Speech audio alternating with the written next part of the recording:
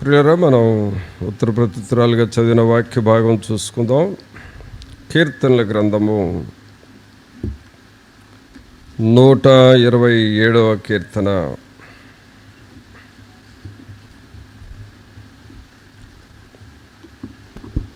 మొదటి వచనం నుండి చూద్దాం. యెహోవా ఇల్లు కట్టించని ఎడల దాని కట్టువారి ప్రయాసము వ్యర్థమే. యెహోవా పట్టణమును కాపాడని ఎడల దాని కావలి కాయువారు మేలుకొని ఉండుట వ్యర్థమే. ప్రభునందు పిల్లరా, ఈ 127వ కీర్తన దాదాపు ఈ కీర్తనల గ్రంథంలో చాలా పాపులర్ కీర్తన అని చెప్పుకోవచ్చు. ఎవరికైనా 127వ కీర్తన అనగానే మరి అది ఒక గృహాన్ని గూర్చిన కీర్తన, ఒక కుటుంబాన్ని గూర్చిన కీర్తన అని మనకు తెలుసు. అలాగే 23వ కీర్తన కూడా యెహోవా నా కాపరి అనే కీర్తన, అది 23 జనరల్గా అందరికీ తెలుస్తుంది. అలాగూ బాగా ప్రసిద్ధి చెందిన కీర్తన ఈ 127వ కీర్తన. అయితే ఈ కీర్తనలు దావీదు కీర్తనలు అని అంటారు. దావీదు కీర్తనలు. అయితే అన్నీ దావీదు గారే రాశాడా అనంటే అన్నీ దావీదు గారే రాయలా. కొన్ని వేరే వాళ్ళు కూడా రాశారు. మోషే కొన్ని రాశాడు. అలాగే ఆసాపు కుమారులు వాళ్ళు కొన్ని రాశారు. తర్వాత ఇప్పుడు మనం చదివిన కీర్తన అయితే సొలొమోను రాశాడు. సొలొమోను తర్వాత ఎక్కువ భాగం దావీదు గారు రాశాడు. అయితే వాళ్ళు ఏం చేశారంటే ఈ కీర్తనలన్నిటినీ దావీదుకి అంకితం చేసేసారు. అందువల్ల టోటల్గా అవి దావీదు గారి యొక్క కంట్రోల్లోకి వచ్చేసినాయి ఆ కీర్తనలన్నీ. అందువలన దావీదు కీర్తనలు అనే పేరు వచ్చింది. అయితే ఈ సొలొమోను రాసిన కీర్తనలో ఈయన ఒక కవి. సొలొమోను మంచి జ్ఞాని, at the same time poet, మంచి కవి. తర్వాత మంచి సామెతలు చెప్పే వ్యక్తి. అందువల్ల తను సామెతల గ్రంథాన్ని రాయటం జరిగింది. ఆయన జీవితానికి, కుటుంబానికి కావలసిన విలువైన సామెతలు చెప్పాడు. తర్వాత తను ఒక గృహము కట్టుకునే విషయం కూడా చెబుతూ వచ్చాడు.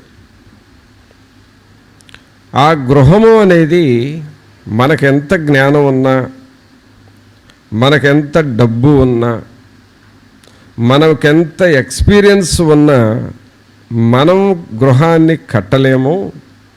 దేవుడే గృహాన్ని కట్టగలడు అనే సత్యాన్ని సొలొమోను బయటపెట్టాడు. సొలొమోను దగ్గర జ్ఞానం ఉంది, అలాగే హోదా ఉంది, అలాగే డబ్బు ఉన్నది, అన్నీ ఉన్నాయి.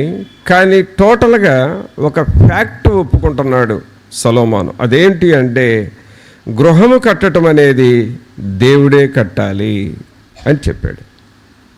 అందుకనే అక్కడ మొదటి వచనంలో ఏమన్నాడంటే, యెహోవా ఇల్లు కట్టించని ఎడల దాని కట్టువారి ప్రయాసము వ్యర్థమే.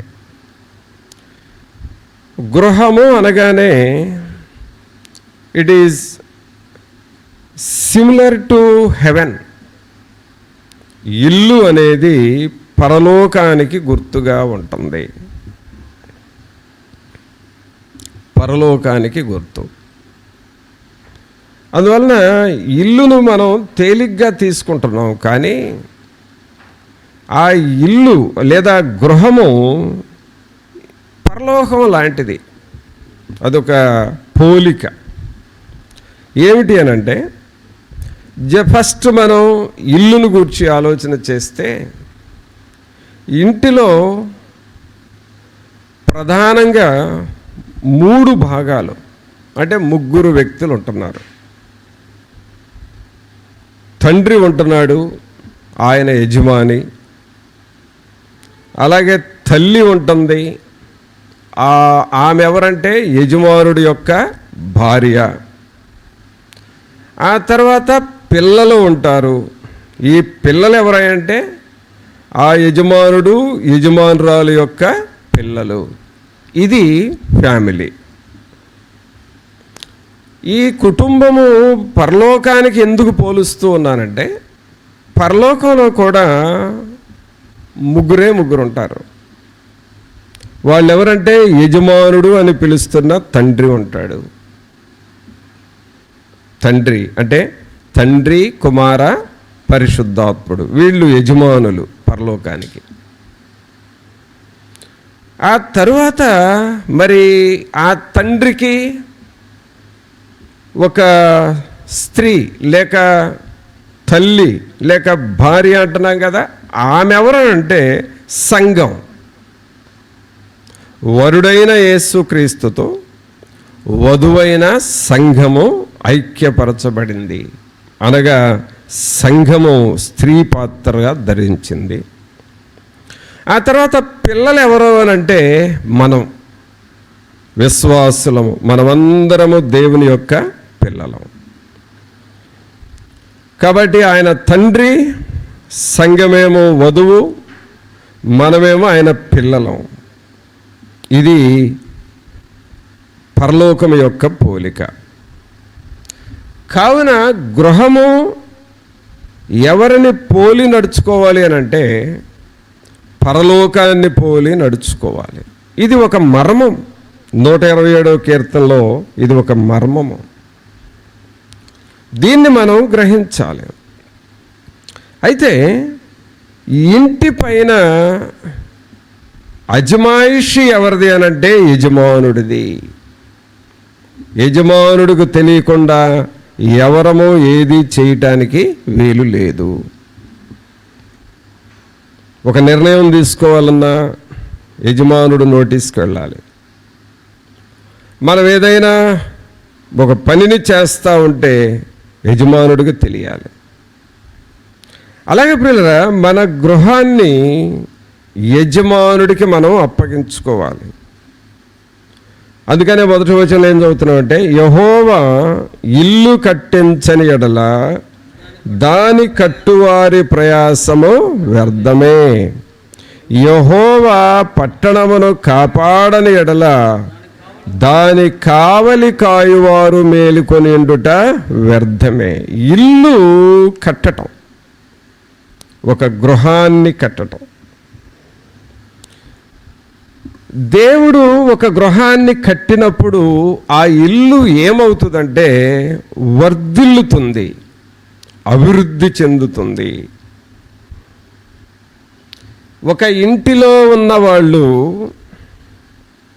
ఆ గృహస్థులు లేక ఆ కుటుంబీకులు ఈ యజమానుడైన దేవునితో కనెక్షన్లో ఉంటే, దేవునితో సరి అయిన సంబంధంలో ఉంటే ఆ ఇల్లు వర్ధిల్లుతుంది, ఆశీర్వదించబడుతుంది. అందుకనే సొలొమోను గారు అంటున్నాడు, యెహోవా ఇల్లు కట్టించాలి. అంతే, ఈ గృహాన్ని దేవుడే కట్టాలి. ఆయన కట్టలేదు అనుకో, మనం ఎంత ప్రయాసపడ్డా వ్యర్థమే. ఇల్లు యెహోవా ఇల్లు కట్టించని ఎడల దాని కట్టువారి ప్రయాసము వ్యర్థమే. దేవుడు ఆ గృహాన్ని ఎలా కడతాడు అని చూస్తే ఒక గృహాన్ని మనం చూద్దాం. ఆదికాండంలో 30వ అధ్యాయం చూడండి. ఆదికాండము 30వ అధ్యాయము. ఇక ఒక వచనం అని చెప్పడానికి వీల్లేదు 30వ అధ్యాయంలో. టోటల్గా మొదటి వచనం నుండి 43 వచనాలు ఉన్నాయి. ప్రతి వచనాన్ని చదివితే ఈ చాప్టర్ అంతా కూడా ఒక కుటుంబాన్ని గూర్చి రాయబడి ఉంది, ఒక ఫ్యామిలీని గూర్చి రాయబడి ఉంది. ఈ ఫ్యామిలీ ఎవరిది అనంటే యాకోబు కుటుంబం. యాకోబు కుటుంబం. ఈ యాకోబు యొక్క కండిషన్ ఏంటి అనంటే, ఆయన ఏశావు చేత తరమబడి ఒంటరివాడైపోయి నేనేంటో, నా భవిష్యత్తు ఏమిటో, నేనేమైపోతానో అని ఒక ప్రశ్నార్థకంగా మిగిలిన వ్యక్తి ఈ యాకోబు. అంటే నా భవిష్యత్తు ఏంటి, అసలు నా కుటుంబ పరిస్థితి ఏంటి, నా ఫ్యూచర్లో నాకేం జరగబోతుంది, నేను ఎలా ఉండబోతున్నాను, నా ఫ్యామిలీ ఎలా ఉండబోతుంది అని ఆలోచించుకుంటే అతనికి ఏమీ గైడెన్స్ లేదు, అతనికి ఏమీ ఒక డెసిషన్ లేదు. క్వశ్చన్ మార్క్ లైఫ్ అయిపోయింది యాకోబుది. ప్రభువులారా, మన జీవితాల్లో కూడా కొన్ని సమయాల్లో క్వశ్చన్ మార్క్గా ఉంటుంది మన జీవితం. ఏం చేయాలి, ఎలా చేయాలి, కుటుంబ పరిస్థితి ఏంటి, పిల్లల పరిస్థితి ఏంటి, భవిష్యత్తు ఏంటి, what I have to do, what can I do, ఇలాంటి క్వశ్చన్ మార్క్స్ వస్తాయి మన జీవితంలో. ఈ యాకోబు జీవితం కూడా అలాంటి ప్రశ్నార్థకంగా ఉండిపోయింది. అయితే యాకోబు చేసిన ఒక మంచి పని ఏమిటంటే, దేవునితో సంబంధం కలిగి ఉన్నాడు, దేవునితో కనెక్షన్లో ఉండేవాడు. ఎప్పుడు చూసినా దేవుని దగ్గర ప్రార్థన చేస్తూ ఉండేవాడు, దేవునికి మొరపెడతా ఉండేవాడు. అలాగూ ప్రార్థన చేయటం ద్వారా, దేవునికి తన బాధలన్నీ చెప్పుకుంటూ మొరపెట్టడం ద్వారా దేవుడు ఆ కుటుంబాన్ని దీవించటం ప్రారంభించాడు. ఎక్కడుంటాడో తెలియదు, ఎలా ఉంటాడో తెలియదు, ఎక్కడ లైఫ్ సెటిల్ అవుతుందో తెలియదు. ఇలాంటి క్వశ్చన్ మార్క్గా ఉన్న యాకోబు కుటుంబము ఈ 30వ అధ్యాయంకి వచ్చేసరికి మీరు కొంచెం జాగ్రత్తగా చదువుతూ ఉంటే, మొట్టమొదట యాకోబుకి దేవుడు వివాహమైనది, ఆ తర్వాత పిల్లలు కలిగారు, ఆ పిల్లల్ని దేవుడు దీవించాడు, ఆ తర్వాత తన యొక్క గొర్రెలను దీవించాడు, ఆ గొర్రెల ద్వారా తన యొక్క జీతం పెరిగింది. అలాగే తాను చేస్తున్న పనిని దేవుడు బహుగా దీవించాడు. ఈ అధ్యాయం అంతా చదవగా ఇక చివరిలో ఆయన ఫ్యామిలీని ఎలాగూ మారిపోయిందంటే 43వ వచనం ఒక్కటి చదివితే దేవుడి కుటుంబాన్ని అంత దీవించాడు అర్థమైపోతుంది. ఆ ప్రకారము ఆ మనుషుడు అత్యధికముగా అభివృద్ధి పొంది విస్తారమైన మందలు, దాసులు, ఒంటెలు, గాడిదలు గలవాడాయను. గమనించండి, ఈ 30వ అధ్యాయము ఈ 127వ కీర్తన మొదటి వచనములో ఏమని ఉందండి? యెహోవా ఇల్లు కట్టించని ఎడల దాని కట్టువారి ప్రయాసము వ్యర్థమే. ఇప్పుడు యాకోబు ఈ ఇల్లును తను కట్టుకోవటం లేదు, దేవునికి అప్పగించాడు.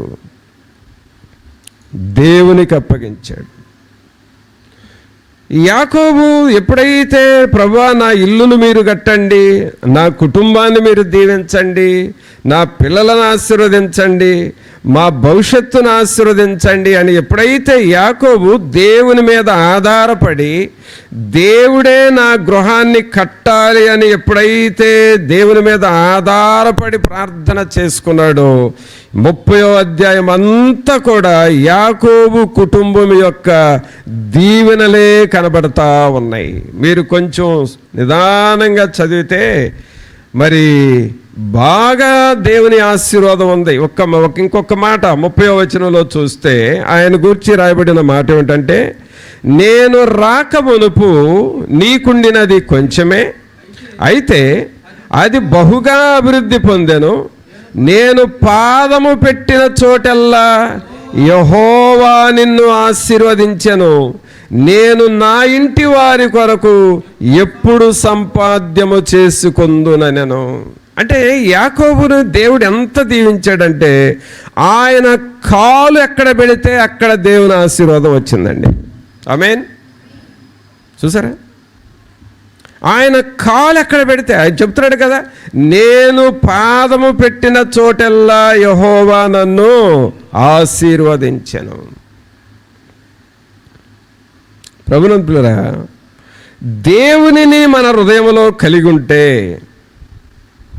దేవుని సన్నిధిని మన హృదయంలో కలిగి ఉంటే, మన ఇల్లు దేవుడు కట్టాలని దేవుని మీద ఆధారపడితే, మన పిల్లలైన మన సమస్తము ప్రభా మా గృహాన్ని నీవే కట్టాలి, మీరే యజమానులు అని దేవునికి నువ్వు అప్పగించుకుంటే దేవుడు నీ ఇంటిలో కార్యం చేయటం ప్రారంభిస్తాడు. మన ఇంటిలో దేవుడు తన కార్యము చేయటం ప్రారంభిస్తాడు. ఈ 30వ అధ్యాయానికి ఏమైనా ఒక టైటిల్ పెట్టాలి అని అంటే బ్లెస్డ్ ఫ్యామిలీ అని పెట్టుకోవచ్చు. బ్లెస్డ్ ఫ్యామిలీ, ఆశీర్వాదకరమైన కుటుంబము. యాకోబు ఒకప్పుడు సింగిల్ పర్సన్, వాళ్ళ అన్న తరిమేశాడు, తల్లిదండ్రులకు దూరం అయిపోయాడు, ఒంటరిగా వెళ్ళిపోయాడు, ఎక్కడికి వెళతాడో తెలియదు, ఎక్కడ బ్రతుకుతాడో తెలియదు, తనకు అసలు కుటుంబం ఉంటుందో లేదో తెలియదు, తనకు పెళ్ళవుతుందో లేదో తెలియదు, అసలు మరి ఫ్యామిలీ పిల్లలు ఉంటారో లేదో తెలియదు. ఒక సింగిల్ పర్సన్. కానీ ఈ సింగిల్ పర్సన్కి ఎవరు తోడుగున్నారంటే యెహోవా దేవుడు తోడై ఉన్నాడు.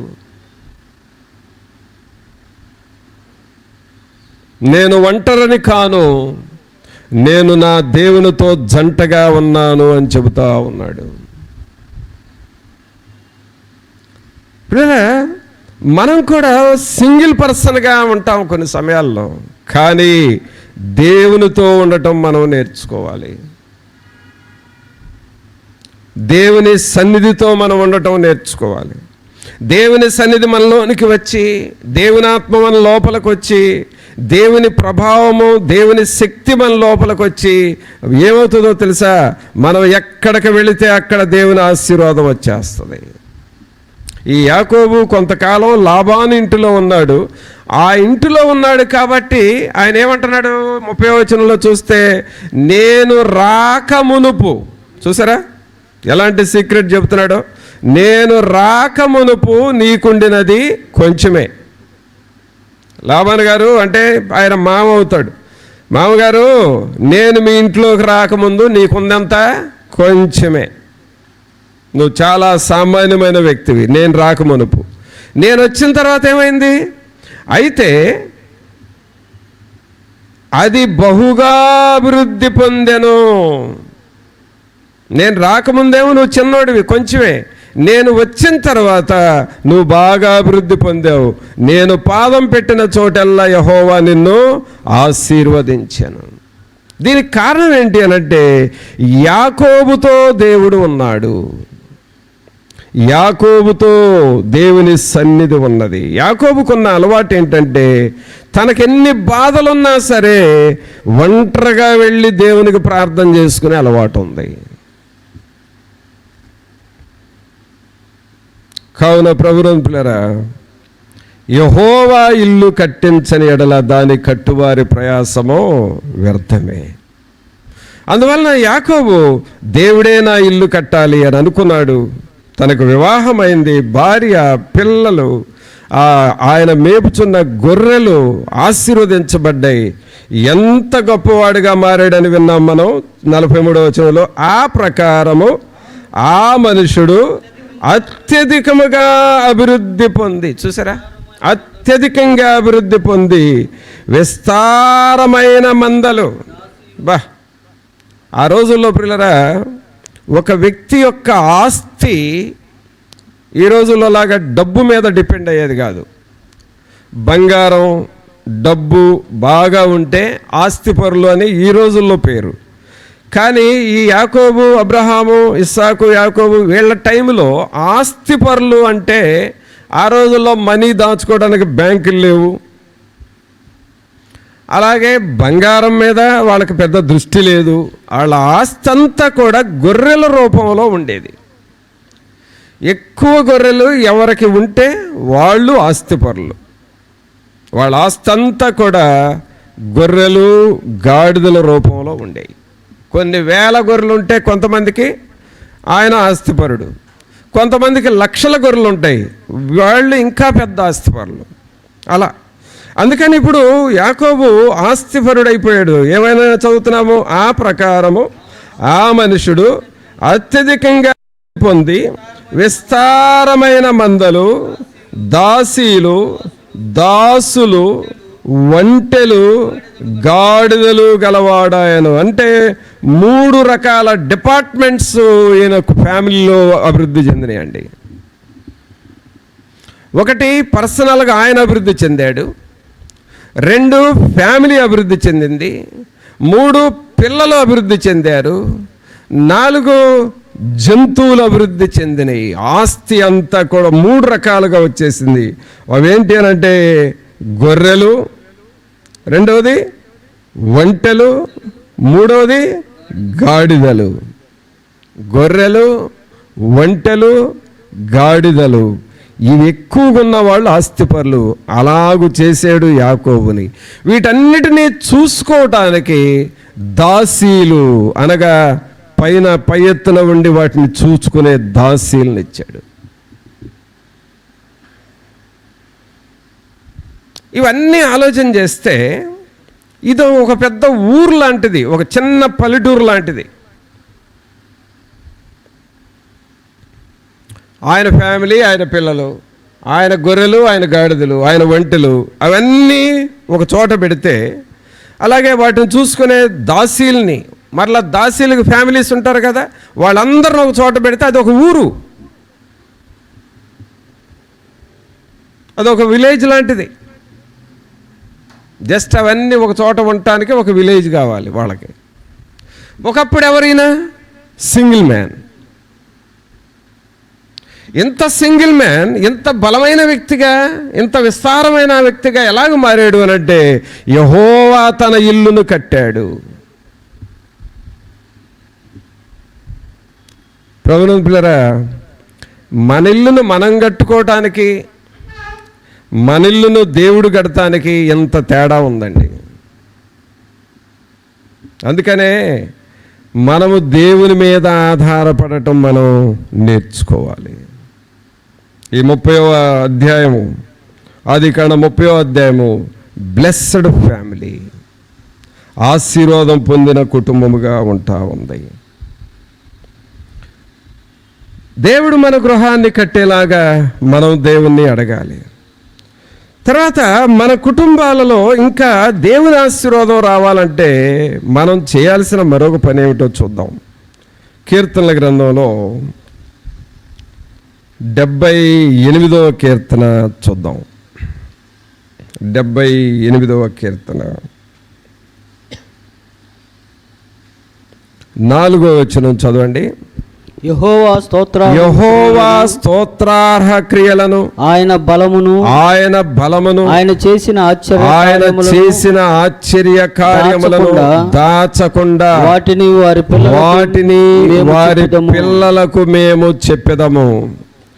రాగల తరములలో పుట్టబోవు పిల్లలు దాని నెరుగునట్లును వారు లేచి తమ పిల్లలకు దానిని వివరించునట్లును వీరును దేవుని యందు నిరీక్షణ గలవారై దేవుని క్రియలను మరొకయుండి యథార్థ హృదయులు గాక దేవుని విషయమై స్థిర మనస్సు లేని వారై తమ పితరుల వలె తిరుగుబడకయు. ఇక్కడ మనం జాగ్రత్తగా చూస్తే